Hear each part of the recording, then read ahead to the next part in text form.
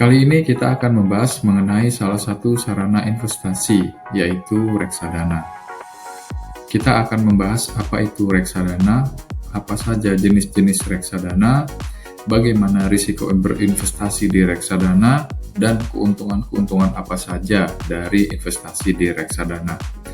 Simak sampai selesai video ini agar Anda paham betul dan siap berinvestasi di reksadana. Salah satu dari beberapa instrumen atau sarana investasi yang bisa Anda pilih adalah reksadana. Reksadana adalah salah satu instrumen yang cocok untuk investor pemula, karena selain tidak memerlukan modal yang besar, risiko dari investasi di reksadana adalah lebih rendah dibandingkan dengan investasi di saham.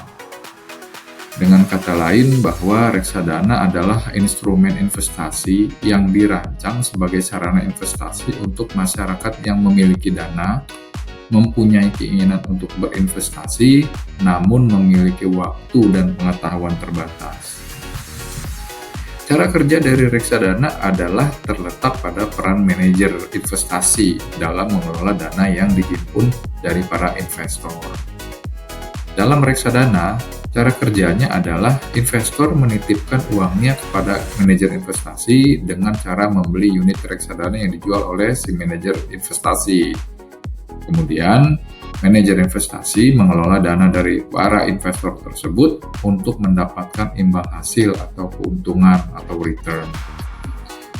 Nah, manajer investasi ini akan menempatkan dana dari para investor tersebut di berbagai instrumen investasi seperti saham, obligasi, deposito berjangka, sertifikat Bank Indonesia, dan efek lainnya tergantung dari jenis reksadananya. Selain bertanggung jawab mengelola dana investor untuk ditempatkan pada instrumen investasi, si manajer investasi juga bertugas untuk memantau portofolio yang diinvestasikannya dan secara rutin wajib melaporkannya kepada investor reksadana. Bentuk reksadana di Indonesia itu umumnya berupa kontrak investasi kolektif atau KIK dan bersifat terbuka. Nah, reksadana bersifat terbuka ini maksudnya adalah reksadana tersebut dapat dibeli dan dijual sewaktu-waktu setiap hari bursa. Nah, untuk jenis reksadana di Indonesia itu ada 4, sesuai dengan portofolio investasinya. Yang pertama itu reksadana pasar uang atau money market fund. Nah, reksadana pasar uang adalah reksadana yang penempatan dananya itu pada instrumen pasar uang seperti valuta asing, sertifikat Bank Indonesia, deposito berjangka, surat berharga pasar uang, dan efek bersifat utang yang diterbitkan dengan jangka waktu tidak lebih dari 1 tahun, seperti medium term notes atau MTN dan commercial paper atau CP. Nah, reksadana pasar uang termasuk jenis reksadana yang paling kecil risikonya, bahkan hampir tidak ada risiko. Namun, imbal hasil dari reksadana pasar uang ini juga tergolong lebih kecil dibandingkan dengan jenis reksadana yang lainnya. Jenis reksadana yang kedua adalah reksadana pendapatan tetap atau fixed income fund. Nah, reksadana pendapatan tetap ini adalah jenis reksadana yang penempatan investasinya dalam bentuk efek bersifat utang, seperti surat utang negara atau SUN, kemudian sukuk, dan obligasi. Nah, tujuannya adalah untuk menghasilkan tingkat pengembalian yang stabil. Nah, bagi Anda yang menginginkan tingkat pengembalian yang stabil, maka reksadana pendapatan tetap ini adalah yang paling cocok. Jenis reksadana ketiga adalah reksadana saham atau equity fund.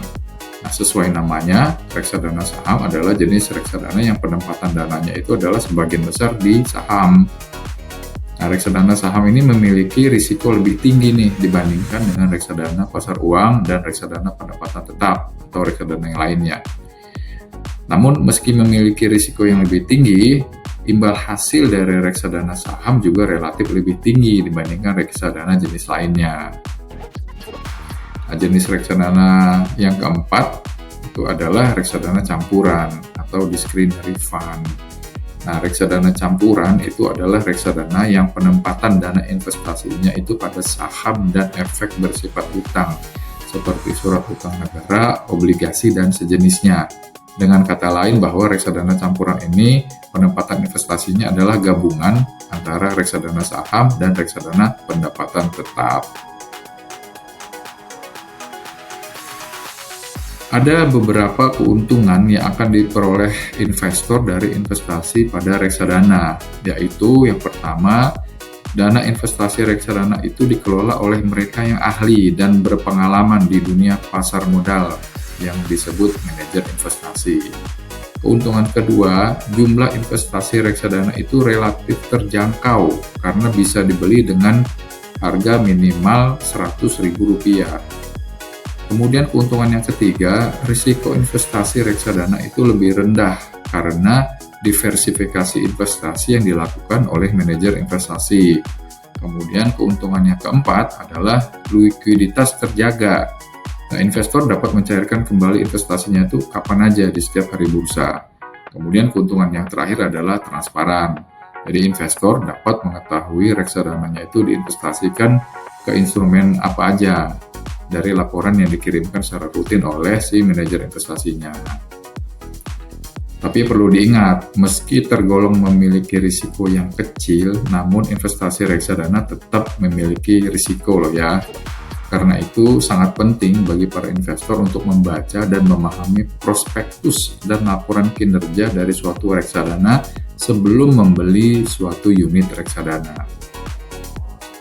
Setidaknya ada 4 risiko investasi reksadana yang harus Anda pahami dan cermati. Yang pertama itu risiko berkurangnya nilai unit reksadana karena mengalami fluktuasi dari instrumen investasi yang diinvestasikan oleh suatu reksadana. Kemudian risiko kedua, risiko likuiditas. Jika sebagian besar investor melakukan penjualan kembali atau redemption secara bersamaan, maka tentu saja investor akan kesulitan menarik dananya. Ini sama halnya dengan jika nasabah suatu bank menarik dananya secara bersamaan atau disebut dengan rush, maka bank tersebut juga tentu akan mengalami kesulitan likuiditas. Kemudian risiko ketiga, itu jika manajer investasi kurang atau tidak berhasil dalam mengelola instrumen yang diinvestasikannya, maka nilai aktiva bersih atau NAB per unit suatu reksadana juga akan menurun nilainya. Kemudian risiko keempat itu risiko one prestasi. Nah, risiko ini terjadi apabila manajer investasi itu tidak melakukan kewajibannya sehingga investor bisa kehilangan dananya.